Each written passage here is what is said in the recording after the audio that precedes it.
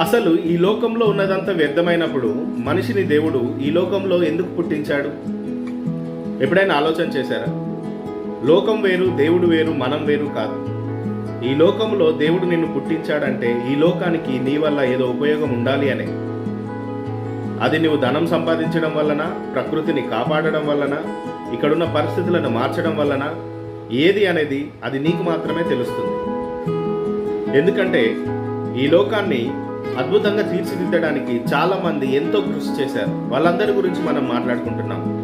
శ్రీకృష్ణుడు అవనివ్వండి, శ్రీరాముడు అవనివ్వండి, గౌతమ్ బుద్ధుడు, జీసస్, టీవీని కనిపెట్టిన వాళ్ళు, కరెంటుని కనిపెట్టిన వాళ్ళు, మొబైల్ని కనిపెట్టిన వాళ్ళు, ఇంటర్నెట్ను కనిపెట్టిన వాళ్ళు, డబ్బును కనిపెట్టిన వాళ్ళు, భారతదేశానికి స్వాతంత్రాన్ని తీసుకువచ్చిన వాళ్ళు, మానవాళికి ఏదో ఒక రకంగా ఉపయోగపడిన వారందరూ కూడా తమ యొక్క పర్పస్ని ఫుల్ఫిల్ చేసిన వారే.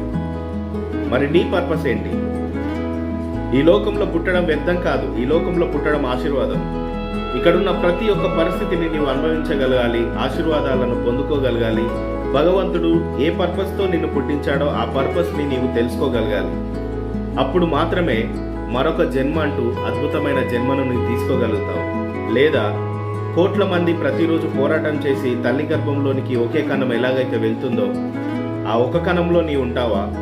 లేదా మరణించే అనేక శుక్ర కణాల్లో నీవు ఒకడు అవుతావా?